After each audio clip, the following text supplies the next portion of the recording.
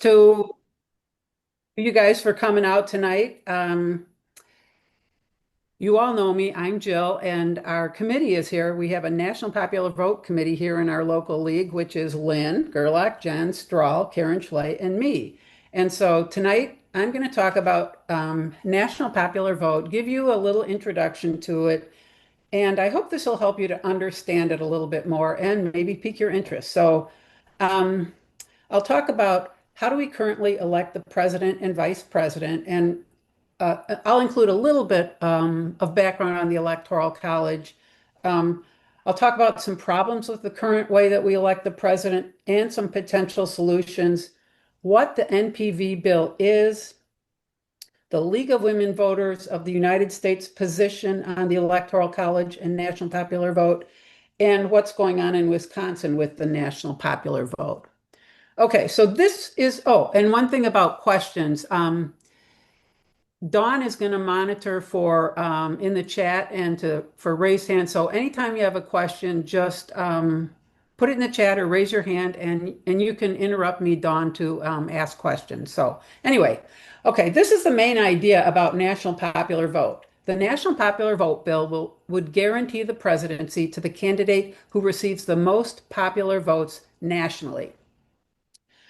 So who wins the majority of the votes in all 50 states. And this is important if you believe, as I do, that the candidate who wins the most popular votes in the entire country should win the presidency. As we all probably learned in civics class a long time ago, democracy rests upon certain principles like popular sovereignty, that the people are the source of authority for the government, political equality of all citizens, that's one person, one vote, free and fair elections, and the principle of majority rule with protection of minority rights. So if that's the case, then in elections for president, just as in all other elections, every vote should be equal, every voter in every state should be politically relevant, and the candidate who wins the most popular votes in the entire country should win the presidency. Well, isn't that the way it is? Well, that's not really the way it is. So let's change it so that our president and vice president reflect the will of the people.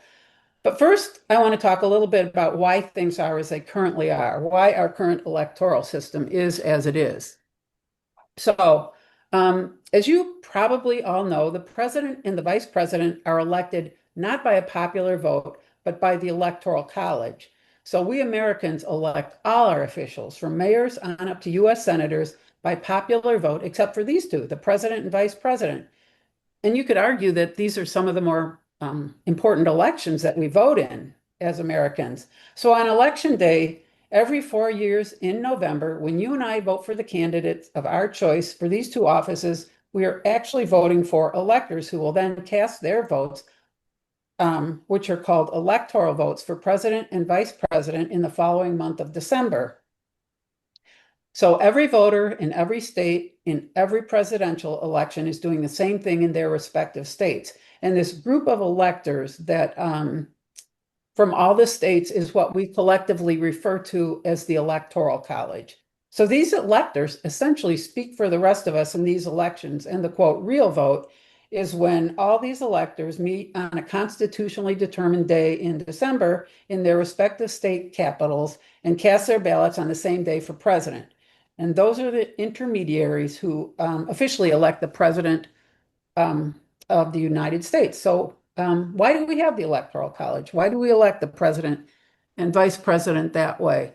Well, because the Electoral College process is laid out in the Constitution, specifically in Article 2, Section 1. And I just want to note that the term Electoral College is not in the Constitution. It's just a term that came to be used to describe this body of electors from all the states. So how to elect the president was something that the framers of the Constitution really battled over throughout that summer of 1787 at the Constitutional Convention. You know, since the framers who came to Philadelphia they had no idea how to pick a leader for this brand new self-governing country. So there were lots of different ideas, lots of contention, lots of debates about how to do this. But it essentially boiled down to two main proposals. The first was the election of the president by a popular vote of qualified citizens in the newly formed United States. So that would have been, the white property owning males above a certain age. And the second was the election of the president by a vote in Congress. So a lot of the founders wanted Congress to elect the president. So the Electoral College was created by the framers as an alternative to these two proposals. So it was very much a compromise. And very few thought it was the ideal solution. It's kind of interesting. Alexander Hamilton called it not perfect, but the best that could be agreed on. And I just read that he was the first person to try and propose an amendment to abolish the Electoral College not that long after it was started. I just read that today. Anyway,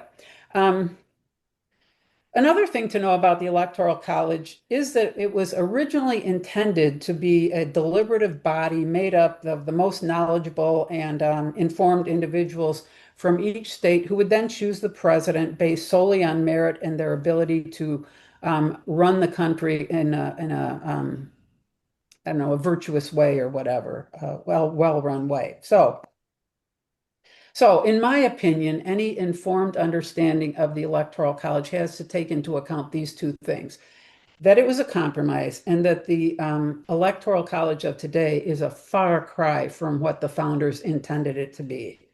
And lawmakers have tried to amend or abolish the Electoral College many times, I think up to 700 I've read. So anyway, so how are those electors selected? Article 2, Section 1 of the Constitution gives the states the sole authority to determine the manner by which they choose their electors. Section 1 states that, quote, each state shall appoint in such manner as the legislature thereof may direct a number of electors equal to the whole number of senators and representatives to which the state may be entitled in Congress. Okay, so in summary, what does the Constitution tell us? It says that we use a system of electors to select the president. It tells us how many electors a state may have. It also tells us how many electoral votes are required to win the presidency, and I'll talk about that in just a little bit. But very importantly, it says that state legislatures shall decide how to appoint or apportion their state's electors, which method they will use. And that part of the Constitution has been affirmed by the Supreme Court many times. Joe, Okay, so can I ask really quick, just so I understand, the sure. number of electors you have is the number of people you have in Congress and the Senate added together? Right. That's Okay. correct. I That's didn't correct. know that. That's super interesting. Thank That, you. I know, I got that today too. It's half of the people that in the Congress. Yeah, well, and I'll show a slide with Wisconsin's picture in just a moment here Thank too. you. Yeah, you bet, you bet. Honey, do Okay, you want to watch this so you learn? yeah. Okay, so I said that the College was a compromise, and part of that compromise had to do with slavery and a way to diffuse sectional tensions that were prevalent between the slave and non-slave states at that time. The southern states tended to have low population of white males relative to northern states, but they had relatively large populations of enslaved people. And the southern states feared being outvoted by the more populous northern states.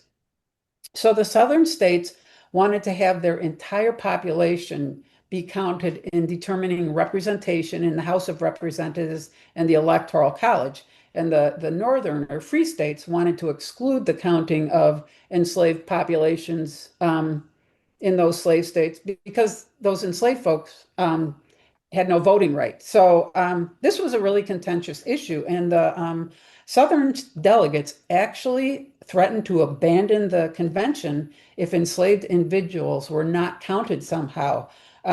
So a compromise called the Three-Fifths Compromise was struck to resolve this impasse and preserve unity. So the founders chose unity over dealing with slavery, and they kicked that one on down the road. But at any rate, this compromise counted 3/5 of each state's enslaved population toward that state's total population for the purpose of representation in or apportioning representatives to the House and the Electoral College. And the Three-Fifths Compromise was in Article 1 of the Constitution, and it was abolished by the 14th Amendment in 1868 after the Civil War. But there were some long-term consequences. It boosted Southern states' population counts and therefore both their congressional representation and electoral college votes. And it pretty much had it ensured Southern political dominance for decades. Okay, so we said that the Constitution tells us how many electors each state shall have. Well, how does that work? We have 538 electors, and the Constitution says we arrive at that number by allotting each state electors by the number of senators and U.S. representatives that state is entitled to have in Congress. So we now have 435 congressional representatives. So our 100 senators, and of course that's 2 senators for each of our 50 states, plus those 435 congressional representatives equals 535. And the District of Columbia, of course, is not a state, but it has a non-voting delegate to the House and no senators, but they are allotted 3 electors. Okay, so that 100 senators plus 435 representatives plus the 3 DC electors equals 538. And just as a side note here, the total number of representatives is fixed due to something called the Reapportionment Act of 1929. And that act limited the number of seats in the House to 435 so that it would be essentially a manageable number since the US population was growing so fast at that time. And that's also the act that called for reapportionment after every census. And here's our picture for Wisconsin. We have 2 senators and 8 representatives, so we have 10 electors. Okay, so who wins? How does this electoral vote determine who's president? Okay, the presidential, vice presidential ticket needs a simple majority of those 538 electoral votes to win the presidency, and that's 270 electoral votes. And this again is laid out in the Constitution. Clause 3 of Article 2 and Section 1 states, the person having the greatest number of votes shall be the president if such number be a majority of the whole number of electors appointed. So now you know how the states are allocated electors and how many electoral votes are needed to elect the president, but how do our votes, yours and mine, get translated to electoral votes?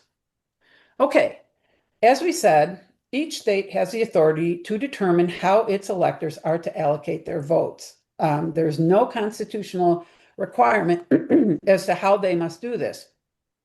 So currently 48 out of our 50 states and the District of Columbia use what's called the winner-take-all system, in which all of the state's electoral votes go to the presidential candidate who wins the most popular votes within that particular state, not the winner of the popular vote in the nation as a whole. So all these state legislatures passed state election laws at some time to choose their electors by this winner-take-all system. So the candidate who wins the most votes in that state gets all of the state's electoral votes, whether that candidate wins by 100,000 votes or by 1 vote. And after the Constitution was adopted, there was a lot of variation in how states chose their electors.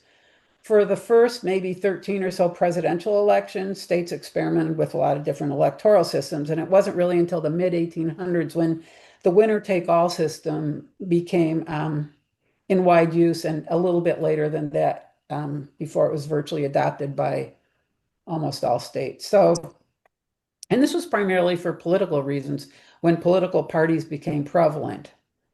And today, 2 states do not use the state winner-take-all. They use what's called the congressional district system. Maine and Nebraska use that congressional district system. Maine adopted it in 1972 and Nebraska in 1992. And these states passed laws to choose their electors by the district method. So each of these states' congressional districts chooses their elector. Remember, there's 1 elector per congressional district. So they choose their elector by a popular vote winner within that congressional district. And then the remaining 2 of the state's electoral votes go to the statewide popular vote winner. Okay, so in summary, where are we now? Remember, the US Constitution does not mandate that states use the state winner-take-all system. Instead, it is left up to the states to determine how they select their electors. And each state at one time passed legislation to adopt winner take all. But the Electoral College process is in the Constitution, and that is the process that we use to elect the president and vice president. No other elections are done that way. And as we said earlier, because the US rests on principles of democracy, in elections for these two offices, every vote should be equal, every voter in every state should be politically relevant, and the candidate who wins the most popular votes in the entire country should win the presidency. So keep these in mind as we discuss some of the problems with our current system of electing the president and vice president. Okay, so these are some of the problems with the winner-take-all system. One, the candidate who wins the most popular votes in the country may not win the election. Two, a small number of battleground states determine the election. Three, voters who vote for their state's second place candidate essentially have their votes discarded. Four, voters in spectator, also known as non-battleground states, have a different problem. They know their votes won't matter. Voters in battleground states get all the attention. There's a small state bias and more. And I'll talk about the first three of these in a little bit more detail. But essentially, our current system distorts the core democratic principles of political equality and majority rule.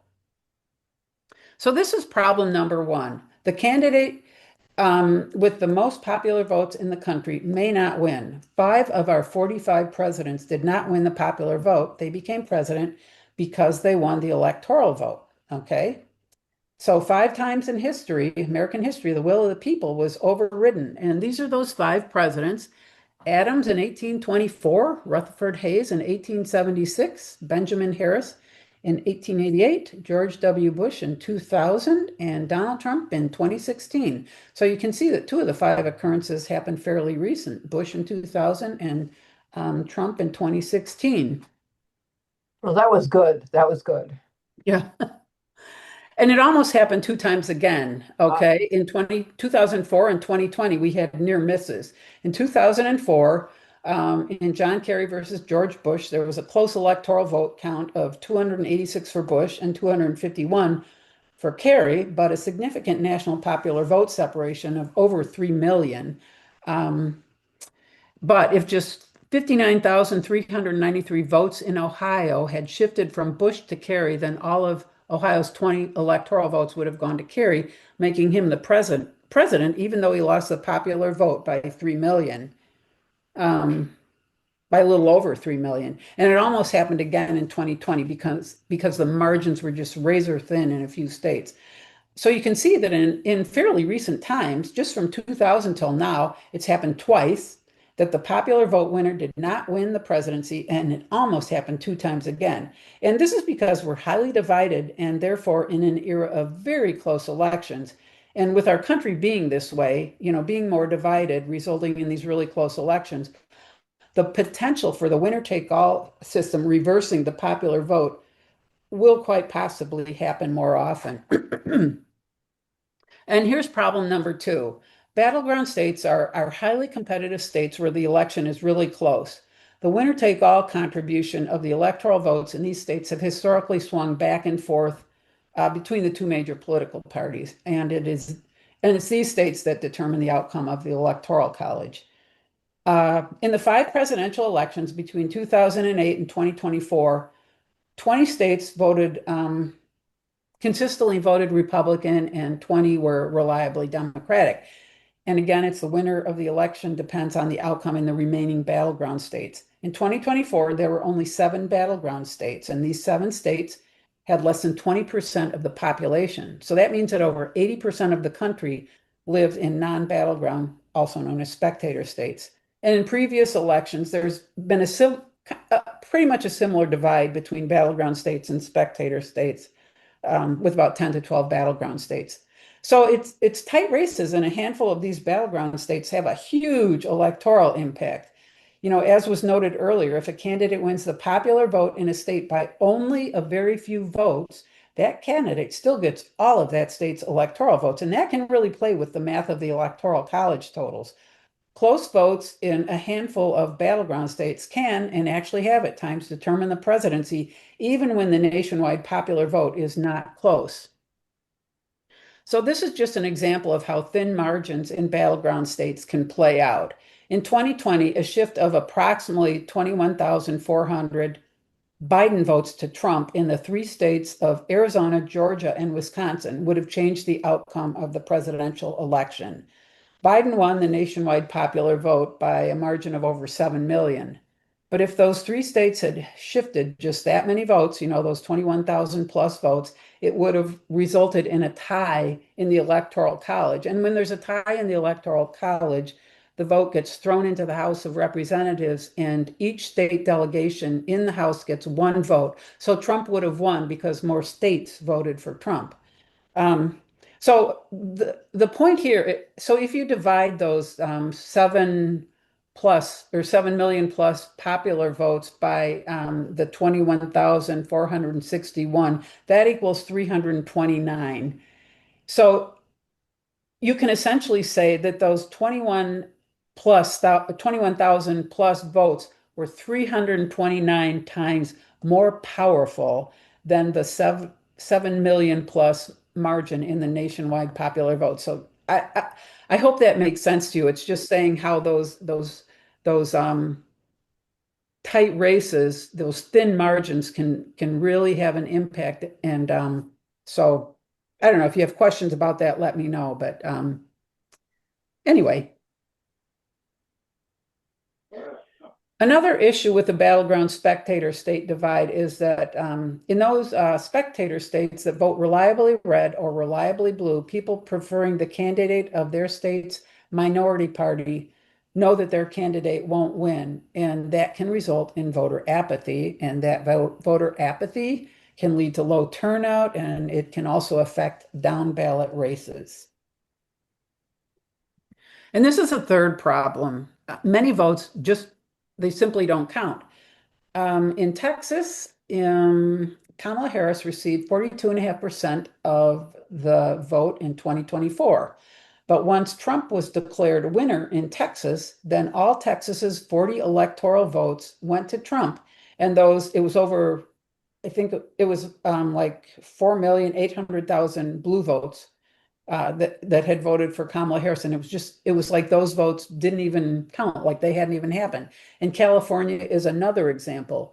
Over 6 million people voted for Donald Trump in 2024. But because all of California's electoral votes went to Harris once she was declared winner in California, then it's like those 6 million red votes didn't exist almost. So red votes in blue states and blue votes in red states are basically irrelevant. Okay, now I just had stop for questions. So if nobody has any questions, I'll just move along here. I'm So good. why not fix these problems by abolishing the Electoral College? Well, that is a good idea, and that is the league's ultimate goal. But remember, the Electoral College process was laid out in the Constitution. So abolishing the Electoral College requires a constitutional amendment. And that's a really high bar because an amendment to the Constitution has to be passed in Congress with a 2/3 majority vote in both the House and the Senate, and then ratified by the legislatures of 3/4 of the states. So this is always an extremely high hurdle. And now with our uber divided country, it's probably not going to happen in the foreseeable future. So how do we fix these problems? Well, with national popular vote state legislation. Why in the states? Because the Constitution gives the states the authority under Article 2 to assign their electors without a change to the Electoral College. Excuse me, without a change to the Constitution. Yeah, and without a change to the Electoral College too. But anyway, and as I noted many times earlier, state winner-take laws are not in the Constitution. We can change them. So we look to state legislation because we do not need a constitutional amendment and we do not need to abolish the Electoral College. NPV bill works through the state. It is state legislation. So what exactly is the National Popular Vote state law? States that pass the National Popular Vote bill pass state legislation to award all of that state's electoral votes to the candidate who wins the popular vote in the entire nation, not to the candidate who wins the popular vote in that state. So a state legislature votes to replace their current winner-take-all law with a new state law saying all our electors will go to the candidate who wins the overall popular vote in all 50 states. The bill works within the Electoral College and is constitutional. NPV changes nothing about the Electoral College. It just changes how states appoint electors within the Electoral College. It retains the Electoral College and state control of elections. And that's a really important thing to remember about national popular vote. So when will the bill take effect? Well, the national popular vote law will take effect when identical laws are enacted by states that together possess a majority of the Electoral College, which is that 270 out of 538 votes. So when the bill is enacted in enough states that together possess those 270 electoral votes, then all those 270 electoral votes will go to the national popular vote winner, and then the winner of the national popular vote and the winner of the Electoral College will be one and the same. Jill, can I ask a question? Of course. So I'm thinking about election night, Mm-hmm. and I'm thinking about how they call elections on election night. If this were in place, we technically could not call an election until all votes have been counted, correct? I think that's right. At least all votes, I guess all votes within any of the states that passed MPV. Right. Okay. Well, it's yeah, so this Well, won't. no, it would be all states, right? I mean, we need to have all votes counted to know the majority. Correct. Okay. Yeah. It So would I would. just it would just Oh, change election night a little bit, right? I was thinking about in application, yeah. what does this mean for me and how does that look on election night? Yeah, We would that's potentially not get our election results. It might take longer to get election results. yeah, that's true. I actually don't know how long it takes to get it could take quite a while. I should look into that. That's a good question because um yeah, yeah, we're in a, people like to know right away. So yeah. And I think this is a great idea. It would change how quickly we get our election result. And it should, right? We shouldn't be calling elections before all the votes are counted. That never felt right or fair. Um, Right. Yeah. but it also takes, I mean, some states take, A you long know, a time. long time, weeks, right? I'm remembering, with Bush Gore, I think Oregon Oh took yeah. like 2 weeks or something, right? Yeah. So, I Yeah. mean, it would just potentially change if we were really truly dependent on a majority vote. It would change what election night looks like and how they would be able to, how they call elections, because it really would be dependent on every vote counting, which is Yeah. what it should be. Yeah. But I'm trying to wrap my head around all this. So Yeah, thank no, you. that's great to bring up. And actually, we have a state meeting, I think tomorrow. Yeah, and I'm actually going to bring this up to them because they wanted to hear about this presentation and how it went. But yeah, that's something I'd like to discuss with them. So I'll see what they have to say too, their thoughts on that, and get back to you. So yeah, good. Thanks. I just wrote that down. So. Okay, so oh yeah, now I have to explain that the National Popular Vote Bill is actually an interstate compact. So it's called the National Popular Vote Interstate Compact, or NPVIC. A mouthful. Anyway, an interstate compact is essentially just an agreement between two or more states. So a bill is passed by a state to join the compact, and by joining the compact, they agree to change how they vote in the Electoral College and replace their current winner-take-all law with saying that all our state's electoral votes will go to the candidate who wins the overall popular vote in the entire nation. And the compact goes into effect when states that collectively have those 270 electoral votes join the compact. And some examples of interstate compacts include things like lottery agreements, uh, boundary issues, and water issues. The Great Lakes Compact is an example of that. And there has been an argument that interstate compacts require congressional consent, but the Supreme Court has ruled a couple of times that interstate compact or congressional consent is only required for interstate compacts that encroach upon the just supremacy of the United States. But the Constitution specifically gives states the authority to determine how their electors are apportioned. So it's state authority. It's not interfering with U.S. authority. Okay, and this is the current status of national popular vote as of right now. 17 states and the District of Columbia have voted to join the compact and enacted the National Popular Vote Bill into law. So it's now state law in 18 jurisdictions, but it won't kick in till, more states sign on. So together, these states, 17 states plus the District of Columbia, have 209 electoral votes out of the 270 electoral votes that are necessary to win the presidency. So as of now, only 61 more are needed. So when we get states with 61 more electoral votes, including Wisconsin hasn't passed it yet, then NPV will become active. And the campaign to pass the compact began in 2006. And Maryland was the first to pass legislation to join the compact in 2007. And excuse me just a second. Yeah. This is a graphic just showing the status of the bill with state size corresponding to their number of electoral votes. In the green states, the bill is law. And the orange state indicates passage by at least one legislative chamber at some point.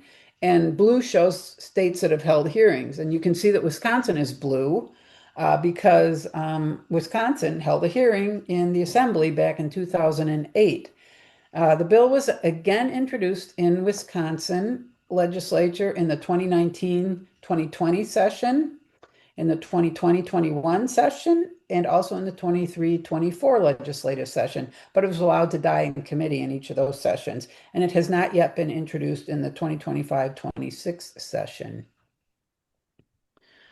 And this is just a slide showing that the majority of Americans support a system where the national popular vote winner wins the presidency. It was done by the Pew Research Center in 2024.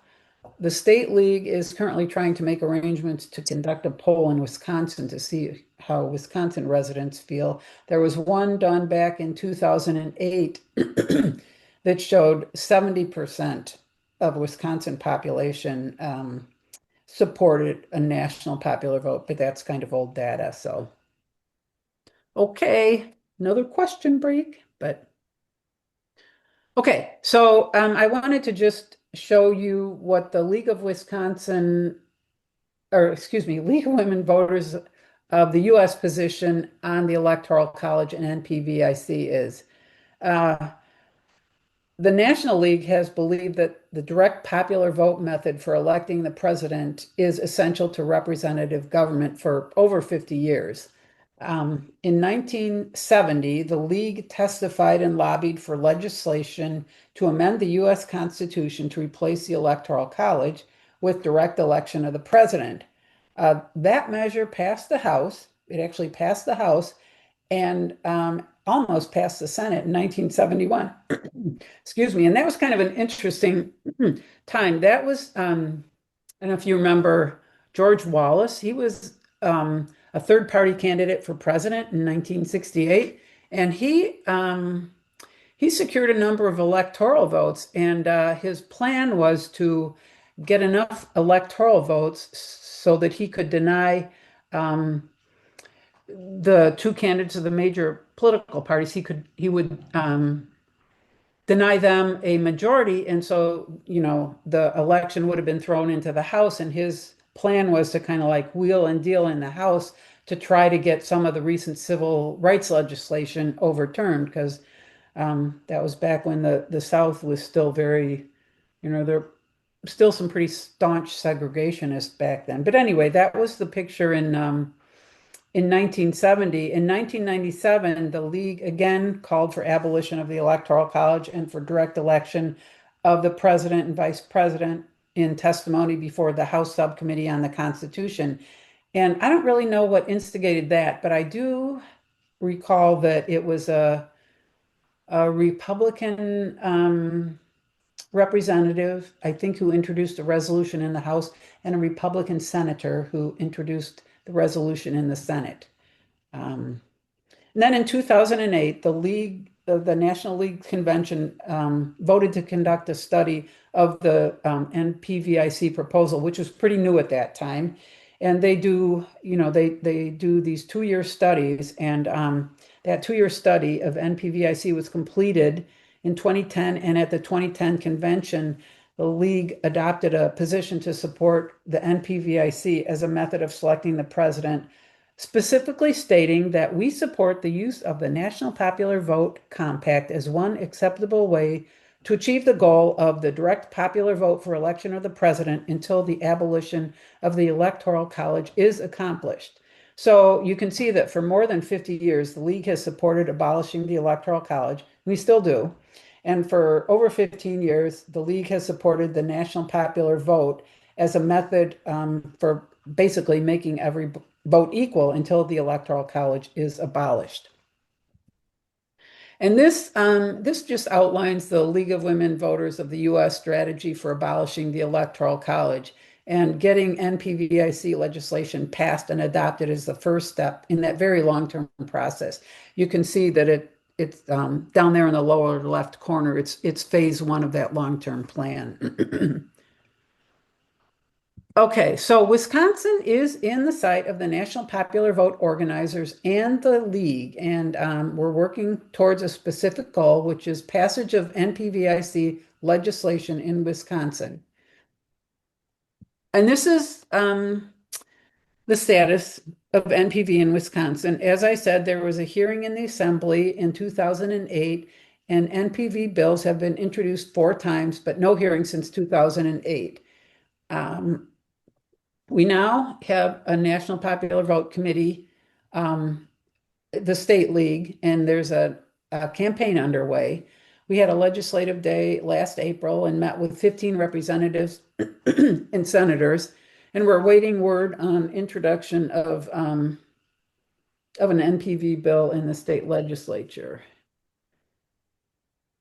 Okay, so the overall goal of, as I said, the state NPV committee is to win passage of NPV legislation in Wisconsin, and the strategies to achieve this goal are build support and raise public awareness, mobilize grassroots efforts, and influence legislators.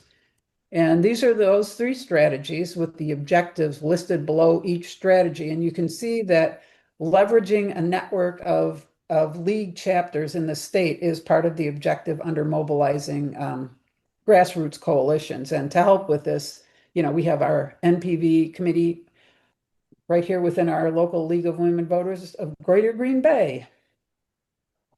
So we need and welcome people's help. And how you can get involved, if you're interested, you can learn more, get yourself educated, and I'll talk a little bit more about some resources.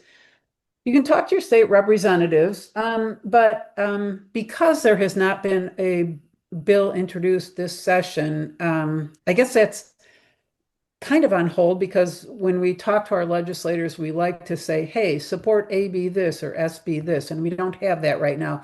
So probably emphasis will be on raising awareness, through community presentations, spreading the word, etc., and being a liaison to the State National Popular Vote Committee by being in our little committee here in Green Bay. So this is just a summary. NPV works because it guarantees victory to the presidential candidate who wins the most votes nationwide. It ensures that every American's vote counts equally.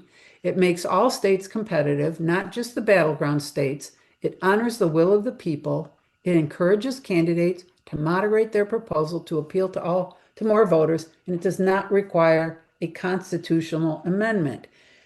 And these are some of the resources if you want more information.